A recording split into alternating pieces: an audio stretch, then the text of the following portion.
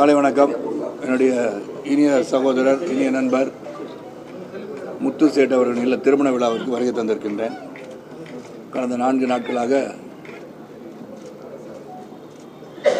குலதெய்வம் கோயிலான சிராவேல் சென்று என் தந்தையின் ஊரான தலக்காவூர் பிள்ளையார் கோயிலுக்கு கும்பாபிஷேகம் நடத்தி, சிராவேல் கும்பாபிஷேகம் நடத்தி, அதன் பிறகு கும்பகோணத்தில் ஒரு சமத்துவ இருந்து நேற்றைய தினம் வெகு சிறப்பாக நடந்தேறியது. அதுக்கப்புறம் இங்கே திருமணத்துக்காக இங்கே வந்திருக்கேன். வரும்போது என் அன்பு சகோதரர்களை சந்திக்கின்ற வாய்ப்பு கொடுத்தமைக்கு நன்றி. சொல்லுங்கள். இப்போ எல்லா கட்சிகளும் தன்னுடைய அலைன்ஸை நோக்கி போயிட்டு இருக்கு. நேற்று கூட பிஜேபியோட தலைவர்லாம் வந்து ஒவ்வொரு அரசியல் கட்சியும் பார்த்து பாராளுமன்ற தேர்தலுக்கு தயாரிச்சிருக்காங்க. அகில இந்திய சமத்துவ மக்கள் கட்சியோட நிலை என்ன, நிலைப்பாடு யாரோட போட்டு நீங்கள் பத்திரிகை படிச்சுட்டு தானே இருக்கீங்க ஐயா. நேற்றுலேருந்து முந்தா நேற்றுலேருந்து ஒரு வாரமாக 10 நாள் அதே தானே பேசிட்டு இருக்கேன். இன்னைக்கு கூட செய்திலாம் போட்டிருக்கீங்க எல்லாருமே. அதாவது 24ஆம் தேதி இரவு வந்து உயர்மட்ட குழு கூட்டம், 19 பேர் தாங்கிய உயர்மட்ட குழு கூட்டம் நடந்தது. ஒரு ஒருமித்த கருத்து வந்து வரல. ஒரு டிஃப்ரெண்ட் ஒப்பீனியன் சொல்லியிருக்காங்க. எனக்குன்னு ஒரு தனிப்பட்ட உரிமை கொடுக்கப்பட்டு வழங்கப்பட்டிருந்தாலும் எனக்கு வந்து தலைவர் எடுக்கின்ற முடிவு கட்டுப்படுகிறோன்னு சொல்லியிருந்தா கூட அவங்களுடைய கருத்துக்களை மனதில் தாங்கி இம்முறை எடுக்கின்ற முடிவு வந்து சிறந்த முடிவாக, வெற்றி முடிவாக இருக்க வேண்டும் என்ற அடிப்படையில் நாங்கள் பயணிச்சுட்டு இருக்கோம்.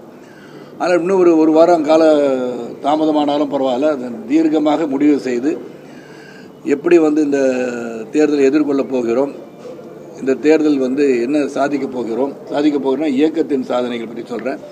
அதெல்லாம் மனதில் வச்சுட்டு ஒரு வாரத்துக்கு அப்புறம் நம்ம அந்த முடிவை எடுக்கலான்னு முடிவு பண்ணியிருக்கோம். ஏற்கனவே வந்து திருநெல்வேலியில் வந்து பொறுப்பாளர் அறிவிச்சிருக்கீங்க, பொறுப்பாளர்கள் வேட்பாளர்கள் ஆகலாம்னு கூட்டத்தில் வேற சொன்னீங்க. கண்டிப்பாக அதான் நாங்கள் வந்து நீங்கள் சொல்லும் போது நீங்களே கவனிச்சிருப்பீங்க. 2026 தான் இலக்குன்னு சொல்லியிருப்போம் நாங்கள். ஏன்னா 2026 சட்டமன்ற தேர்தலை நோக்கி தான் நாங்கள் பயணிச்சுட்டு இருக்கோம். அதை நோக்கி இந்த கட்சியை எப்படி வலிமைப்படுத்துவது இதெல்லாம் தான் நாங்கள் எண்ணி பயணிச்சுட்டு இருக்கும்போது பாராளுமன்ற தேர்தல் வந்துருச்சு. ஒரு தேர்தலில் வந்து நம்ம இல்லாட்டி நம்ம வந்து அந்த இயக்கம் இல்லாத ஒரு சூழல் வந்துடும். அதில் இதையும் எதிர்கொள்ள வேண்டிய சூழலுக்கு கட்டாயத்துக்கு தள்ளப்பட்டிருக்கின்றோம் என்பதால் அதுக்காக என்ன பண்ணலாம், எப்படி இதை எதிர்கொள்ளலாம், கூட்டணியில் போகணும்னா எந்த மாதிரி கூட்டணியில் போகிறது, அதனால் நமக்கு நாளைக்கு 2026 எப்படி நம்மளுடைய பயணம் அமையும், இதை குறித்து நாங்கள் பண்ணிகிட்டு இருக்கனால பொறுப்பாளர் வேலையை பார்த்துட்டு இருப்பாங்க. புதுதாக நீங்கள் பார்த்தீங்கன்னா எல்லா சட்டமன்ற பொறுப்பாளர்களுக்கும் ஒரு டைரி கொடுத்துருக்கோம். இது ஏற்கனவே ஒரு 10 ஆண்டுகளுக்கு முன்பே இயக்கம் துவங்கிய காலத்தொட்டே நான் வந்து நீங்கள் எந்தெந்த பகுதி உங்கள் சட்டமன்ற தொகுதிக்கு உட்பட்ட ஊர்களுக்கு கிராமங்களுக்கு போகும்போது அங்கே என்ன பண்ணீங்க, யாரை சந்திச்சிங்க, அங்கே என்ன பணிகள் வந்து பல நாட்களாக செய்யாமல் இருக்கிறது, வாக்குறுதிகள் கொடுக்கப்பட்டு நிறைவேற்றப்படாமல் இருக்கிறது, இதையெல்லாம் நீங்கள் நோட் பண்ணிட்டு வாங்க. அதை நம்ம வந்து மண்டே பெட்டிஷனாவோ இல்லை அங்கே இருக்கிறவங்களுக்கு வந்து எடுத்து சொல்லி அதை வந்து நிவர்த்தி செய்து வைத்தாலே நாளைக்கு நீங்கள் வந்து சட்டமன்ற வேட்பாளராக நிற்கலாம், நாளைக்கு வெற்றியும் பெறலாம் என்ற எண்ணத்தை பிரதிபலிக்கும் வகையில் திருப்பி ஒரு தடவை அவங்களுக்கு இந்த டைரியை கொடுத்துருக்கு. அது வந்து தேர்தல் முடிஞ்சோன்னா அந்த வேகமாக அந்த வேலையை அவங்க செய்வாங்க. அதனால் அதை நோக்கி தான் அவங்க பயணிச்சுட்டு இருக்கோம். இந்த கட்சிகள்லாம் இப்போ உங்களோட பேச்சுவார்த்தைக்கு வந்திருக்கிறாங்க. நீங்க முடிவு எடுத்திருக்கிறது தேசிய கட்சியோடு சேரணுங்கிற முடிவா இல்லை வந்து தமிழகத்தில் அந்த முடிவு தான் வந்து ஒருமித்த கருத்து இல்லைன்னு நான் சொல்லிட்டேன். அனைத்து அண்ணா திராவிட முன்னேற்ற கழகம் 2 கட்ட பேச்சுவார்த்தை நடந்திருக்கு. நீங்களே செய்தி போட்டிருக்கீங்க, பார்த்துருக்கீங்க இல்லையா? ஸோ அதில் வந்து என்ன முடிவு எடுக்கணும்னு முடிவு எடுக்க வேண்டிய கட்டாயத்துக்கு தள்ளப்பட்டு இருக்கின்றோம். இயக்கத்துலேயும் சரி அவங்கள வந்து 2 தடவை பேசிட்டாங்க. அதே மாதிரி பிஜேபியில் இருக்கிற சில நபர்கள் என்னை வந்து தொடர்பு கொண்டு பேசணுமேன்னு சொல்லி கேட்டிருக்காங்க. இந்த சூழலில் நான் பயணிச்சுட்டு இருக்கேன். சார், நெல்லை நாடாளுமன்ற தொகுதியில் நீங்கள் போட்டிட்டு ஒரே இடத்துல எல்லாரோட கவனம் சேரும்போது வெற்றி பெறலாம் அப்படின்னு சொல்லி கடைசியாக மீட்டிங்கில் கூட சொல்லியிருந்தீங்க, நெல்லையில் நடந்த மீட்டிங்லேயே. இப்போ அதன்படி இப்போ நெல்லை நாடாளுமன்ற தொகுதி தான் இலக்கா? நெல்லையில் நான் வந்து சொல்லலை, இயக்கத்தின் சகோதரர்கள் தலைவர் வந்து நிற்கணும்னு சொல்லி நெல்லையில் வந்து பொறுப்பாளராக வந்து என்னை அறிவிச்சிருக்காங்க.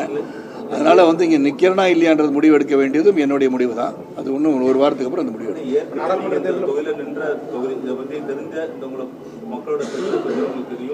அனுகூலமாக இருக்கின்ற தொகுதி பல தொகுதி தமிழ்நாட்டில் இருக்க எங்கே போய் நின்னாலும் வெற்றி பெறுவோம் தான் உண்மையான வேட்பாளராக இருக்க முடியும், மக்கள் சேவை செய்வோடாக இருக்க முடியும்.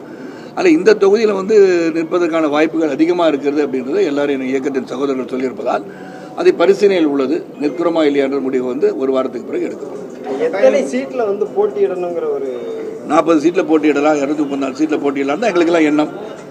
காலத்தின் கட்டாயம் என்னவோ அதை படி தகுந்த மாதிரி அதுக்கு நாங்கள் வந்து இல்லை கூட்டணி பேச்சுவார்த்தை அது வந்து அந்த கட்டத்துக்கே வராதனால முதல்ல எங்க இருக்கணும் எப்படி இருக்கணும்னு சொன்ன பிறகு அதை பற்றி பேசல. கூட்டணி பேச்சுவார்த்தை அப்படிங்கிறது வந்து இந்த எத்தனை சீட்டு கிடைக்குது அதை பொறுத்து அமையுமா, இல்லைன்னா உங்களுடைய கட்சியினுடைய கொள்கை சார்ந்து அமையுமா? கொள்கை சார்ந்து பயணத்தை சார்ந்து இருக்கும். அது எப்படி போகணும், 2026 தேர்தலை சந்திக்க வேண்டும் என்று சொன்னால் இப்போ எடுக்கிற முடிவு சரியான முடிவாக இருக்கும். அதை நோக்கி தான் நாங்கள் போயிடுவோம். 2026 இலக்கண்டிங்க. 2024 தேர்தலை பொறுத்த வரைக்கும் நாடாளுமன்ற தேர்தலில் நீங்கள் ஒரு ஆதரவு நிலைப்பாடு எடுக்கலாம். ஆனால் நீங்கள் எத்தனை தொகுதியில் போட்டியிடுறது விருப்பம்? அதான் சொன்னேன், அந்த விருப்பம் என்பது வந்து முடிவெடுத்த பிறகு எடுக்க வேண்டிய முடிவு. இல்லை, இப்போ விஜயதாரணி காங்கிரஸ்ல பிஜேபி சந்திருக்காங்க. அவங்க சொல்லும்போது கூட காங்கிரஸ்ல பெண்களுக்கு முக்கியத்துவம் இல்லை, தொடர்ந்து தலைவராக கூட வர முடியாத ஒரு சூழ்நிலையா இருக்கிறது. அதே மாதிரி தான் காங்கிரஸோட நிலைமை என்பது இருக்கிறதா? எனக்கு தெரியும், அந்த இயக்கத்தை பற்றி கேட்டால் எனக்கு தெரியாது. அது வந்து அவங்களுடைய கட்சி விவகாரத்தை பற்றி சொல்வதற்கு எனக்கு உரிமை கிடையாது. அந்த கருத்து கணிப்புக்கு நான் வரல. விஜயதாரணி எடுத்த முடிவு வந்து அவங்க எதற்காக எடுத்தாங்கன்னு அவங்களை கேட்க வேண்டிய கேள்வி, என்ன கேட்டு நான் என்ன பண்ணுறேன்? கரெக்டு, அது கட்சி தாவத்தோடு இருப்பனால அவங்க கட்சி எடுத்து விலக்கி இருப்பாங்க. அவங்க தயார் நிலையில் மீண்டும் அந்த இடத்துல போட்டியிடலாம். பாராளுமன்ற தேர்தலுடன் சேர்ந்து அந்த இடத்துல வந்து போட்டிக்கான வாய்ப்பு உருவாகலாம். அது அவங்களுடைய முடிவு. என்னை பொறுத்த வரைக்கும் இன்றைக்கி வந்து பல விதமாக பார்த்தீங்கன்னா பலரும் இங்கே இருப்பாங்க, நாளைக்கு அங்கே இருப்பாங்கன்னு நிலை உருவாகி இருக்கிறது. இதுக்கெல்லாம் வந்து ஒரு கான்ஸ்டியூஷனல் அமெண்ட்மெண்ட் வந்தால் தான் இதெல்லாம் வந்து சீர் செய்யப்படும். அது எப்படி நடக்குது, வருங்காலத்தில் எப்படி இருக்குன்னு பார்த்தோம். நாடாளுமன்ற தேர்தலில் நீங்கள் போட்டியிடும் உறுதியாக இருக்கும். ஒரு வாரத்துக்கு அப்புறம் சொல்கிறேன், அது வரைக்கும் காத்திருக்கலாமே. பாஜக அரசு எந்த நிவாரணமே கொடுக்கல, எந்த நிதியுமே ஒதுக்கலங்கிறத திரும்ப திமுக அரசு வலியுறுத்திக்கிட்டே இருக்கு. இதை பற்றி உங்க கருத்து? தென் மாவட்டங்கள் இதுவரைக்கும் எந்த ஃபண்டுமே கொடுக்கல. பிரைம் மினிஸ்டரும் இங்கே வந்து பார்க்கல, ஒரு கோயிலுக்கு போறாரு, ஆனால் அங்கே வந்து பார்க்கலங்கிறத நேற்று கூட முதலமைச்சர் பிரைம் மினிஸ்டர் வந்து பார்க்கலன்றது தவறா, இல்லாட்டி கோயிலுக்கு போகிறது தவறா? இல்லை, நீங்கள் சொன்னது கேட்டீங்க. அது முதலமைச்சருடைய குற்றச்சாட்டு. இல்லை, குற்றச்சாட்டு வைக்கிறாங்க. ஒவ்வொருத்தரையும் வந்து மத்திய அரசு இணக்கமாக இல்லாத போது அந்த குற்றச்சாட்டை வைப்பது மாநில அரசின் ஒரு செயல்பாடாக இருந்து வருகிறது. ஏன்னா நம்ம வந்து முதல்ல தொழில் வளத்தை பெருக்கணும். 8.33 லட்சம், ஆல்மோஸ்ட் 8.33 lakh crores இன்றைக்கி வந்து கடன் சுமை வந்து இருக்குது. இதுக்கு வந்து என்ன பண்ணுறாங்கன்னு தான் தொடர்ந்து நான் கேள்வி வச்சுட்டே இருக்கேன். அவங்க நிதி கொடுக்கல, அவங்க நிதி கொடுத்தா முடிஞ்சிருமான்றது எனக்கு தெரியல. ஆக 8.33 lakh crores, வேற இந்தியன் அவங்களுடைய கடன் பார்த்தீங்கன்னா 14 லட்சம் கோடி தான். இங்கே இருக்கிறது 8.33 கோடி, 3 லட்சம் கோடி. அப்படி இருக்கும்போது எப்படி இதை வந்து நிவர்த்தி செய்ய போகிறார்கள், இதற்கு தொழில் வளர்ச்சி எப்படி பெருக்க போகிறார்கள், அப்புறம் எப்படி வந்து வேலைவாய்ப்பு உருவாக்க போகிறாங்க, எப்படி வரவு வரப்போகுது, வரவுக்கு மீறிய செலவு நடக்குது. அது போக நீங்கள் வந்து மானாவாரியாக அள்ளி வீசிட்டு இருக்கீங்க. அந்த முதல்ல ஒரு இலவசத்தை தவிர்க்க வேண்டும் சொல்கிறேன். கல்வி சுகாதாரத்தை தவிர்த்து இலவசம் கொடுப்பதே தவறுன்னு சொல்கிற வேணாம். Very basic economic is not to give freebies அப்படின்னு எதுக்காக இலவசத்தை வள்ளி வீசிட்டு இருக்கீங்க? எல்லாருமே தொடர்ந்து ஆல் இண்டியா லெவலில் இப்படி ஆகிட்டு இருக்கு. இப்போ அதில் இலவசத்தை தவிர்த்தாலே நம்ம வந்து நல்லபடியான ஒரு ஸ்ட்ராங் எக்கானமியாக இருப்போம்னு நான் நினைக்கிறேன். உலக முதலீட்டாளர் மாநாட்டில் கையொப்பிட்ட ஒரு 40 நாளுக்குள்ளேயே வந்து நிகழ்ச்சிகள்லாம் தொடங்கியாச்சு, ஃபேக்டரியெல்லாம் கொண்டு வந்தாச்சுங்கிறது முதலமைச்சரோட ஒரு கருத்து. அது நேரடியாக போய் பார்த்த பிறகு தான் அதை என்னால் சொல்ல முடியும். கையெழுத்து எல்லாம் போடுறாங்க, புரிந்துணர்வு ஒப்பந்தம் பலரும் போடுறாங்க. புரிந்துணர்வு ஒப்பந்தப்படி நடக்கிறதா இல்லையான்னு ஆய்வு செய்வதற்கு ஒரு குழு அமைத்தால் சிறப்பாக. அது வந்து பல ஆண்டுகளுக்கு முன்பே வந்து அன்பு அண்ணன் முரசொலி மாறன் அவர்கள் இருக்கையிலே வந்து நாங்குநேரில் பண்ணாங்க. அது வந்து இன்னைக்கு வரைக்கும் நடைபெறல. இது அதனால எல்லாமே நடைபெறலன்றது தெரியுதுல்ல, உங்களுக்கும் தெரியுது, எனக்கும் தெரியுது. நானும் இங்கேருந்து தான் இங்கே வந்து உட்காந்துருக்கேன். ஸோ எல்லாம் தெரிந்தும் மக்கள் விழிப்படைந்து ஏன் இதை செய்யவில்லை என்ற கேள்விகள் கேட்கின்ற நாள் வரும்போது சிறந்த மாற்றம் வரும் நான் நினைக்கிறேன். இல்ல, பிஜேபி கூட கடந்த தேர்தலில் வந்து ஆண்டு ஒன்றுக்கு 2 கோடி பேருக்கு வேலை வழங்கப்படும் சொன்னாங்க. கிட்டத்தட்ட 10 ஆண்டுகள் நிறைய கிட்டத்தட்ட எதுவுமே வேலை வாய்ப்புங்கிறது அவங்க தரப்புலையும் வைக்கல சொல்லி அது ஒரு குற்றச்சாட்டவே பல குற்றச்சாட்டு வைக்கிறாங்க. 15 லட்ச ரூபாய் வந்து கணக்கில் வங்கியில் போடுவோம்னு சொன்னாங்க. நாங்கள் அது வரலைன்ற குற்றச்சாட்டு வைத்திருக்காங்க. நாங்கள் அப்படி சொன்னோமா சொல்லியான்னு ஒரு சர்ச்சை ஒன்று இருந்து கொண்டிருக்கிறது. ஆக இதையெல்லாம் வந்து மக்கள் கேள்வி கேட்கின்ற சூழலுக்கு தள்ளப்படும் போது மக்கள் வந்து பணநாயகத்துக்கு அடிமைப்படாமல் அவங்க கேள்வி, நீங்க கேட்கிற இதே கேள்வியை உங்களுக்கு உரிமை இருக்கு, மக்கள் கேட்கின்ற உரிமை இருக்கும் போது எதற்கு அரசியல் கட்சி தான் செய்யணுமா?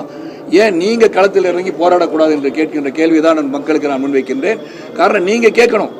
நீங்க சொல்றீங்க நாங்குநேரி கிட்டத்தட்ட 15 ஆண்டுகளுக்கு முன்பு வந்து இல்லையா இருக்குமா, 15 years. அப்ப அந்த இடத்துல என்ன இருக்குது, 2 புல்டோசர் நின்றுட்டு இருக்கு. அங்கே ஒரு வேலையும் நடக்கல. நானும் அந்த பக்கம் போகும்போது நம்ம பார்த்துட்டோம். ஆக அப்போ ஒவ்வொரு திட்டங்கள் அறிவிக்கப்பட்டு புரிந்துணர்வு ஒப்பந்தம் போடப்பட்டு செயல் வடிவம் பெறாவிட்டால் யார் கேட்கணும்? Not only the press, the people should ask questions. அதனால நீங்க கேளுங்க. கேட்டிருந்தா இன்னைக்கு எல்லாமே மாறி இருக்கும். கேட்டிருந்தா அது நடந்திருக்கும். கேட்கறதுக்கு ஆள் இல்லை. ஏன்னா நீங்கள் வந்து ஜனநாயகம் என்பது பணநாயகமாக மாறிவிட்ட காரணத்தினால் இடத்துல பணத்தை கொடுத்தா ஓட்டு வாங்கிடலான்னு எண்ணம் வந்துருச்சு. அது என்னைக்கு மக்கள் மாற்றாங்களோ அன்னைக்கு இந்த நாடு சிறப்பாக இருக்கும். திருமணத்துக்கு போனீங்க ஐயா, பதநீர் சீசன் தென் மாவட்டங்கள் இப்ப ஆரம்பிக்க போகுது. சரி, இப்பவே போலீஸ் ஸ்டேஷன்ல இருந்து சில நெருக்கடிகள் வருதுன்னு சொல்லி நிறைய குற்றச்சாட்டு. அது சிறப்பாக வந்து அதை பண்ணாங்கன்னா பதநீரை வந்து அலோவ் பண்ணலாம்னு நினைக்கிறேன் வேணாம். ஏன்னா அது ஒரு தொழில் தான். ஏன்னா அது வந்து கலப்படம் வந்து அது ஒரு போதை ஊட்டுகின்ற ஒரு இதாக மாற்றிடுறாங்கன்ற ஒரு எண்ணம் வந்து அவங்க மனசில் காவல்துறை சகோதரர் அது தெரியும் கல்லாது. அதனால தான் அந்த பதநீரை கூட நாளைக்கு இப்படி பண்ணிடுவாங்கன்ற எண்ணம் இருப்பதால் அவங்க வந்து அதெல்லாம் தவிர்க்கிறதுக்கான முயற்சி எடுக்கிறாங்க. ஏன்னா அது பதம் செய்யப்பட்டு ஸ்ரீலங்காலெல்லாம் வித்துட்ருக்காங்க. ஸோ அதனால் அதுக்கெல்லாம் ஒரு கொள்கை முடிவு எடுக்கணும். எதுக்காக இது வந்து ஆராய்ச்சி செய்து சட்டம் அதுக்கு தானே இருக்குது. எதையுமே இது தவறு நடந்துடும் இதுக்காக தடை செய்யணும்னு சொல்லாமல் தவறு நடக்காமல் இருப்பதற்கு எப்படி வந்து வடிவமைத்து தரலாம் என்ற எண்ணம் இருந்தால் சிறப்பாக இருக்கும். ஐயா திருமணத்தை தாலி கட்டி பிடிச்சிருவாங்க. சபாநாயகருக்கும் கூட ஒரு ரிவ்யூ மீட்டிங்ல போலீஸ் சொன்னார். என்ன சொன்னாங்கன்னா அதிகமாக நெல்லை மாவட்டங்களில் வந்து கஞ்சா அதிகமாக. அதுக்கு சபாநாயகர்னு சொன்னோன்னே அன்பு சகோதரர் வந்து அவங்க வந்து அவர் வந்து சட்டமன்றத்தில் வந்து உறுப்பினர் மாதிரியே பேசிட்டு இருக்காரு. அவர் சபாநாயகராக தான் நல்லா இருக்கும்.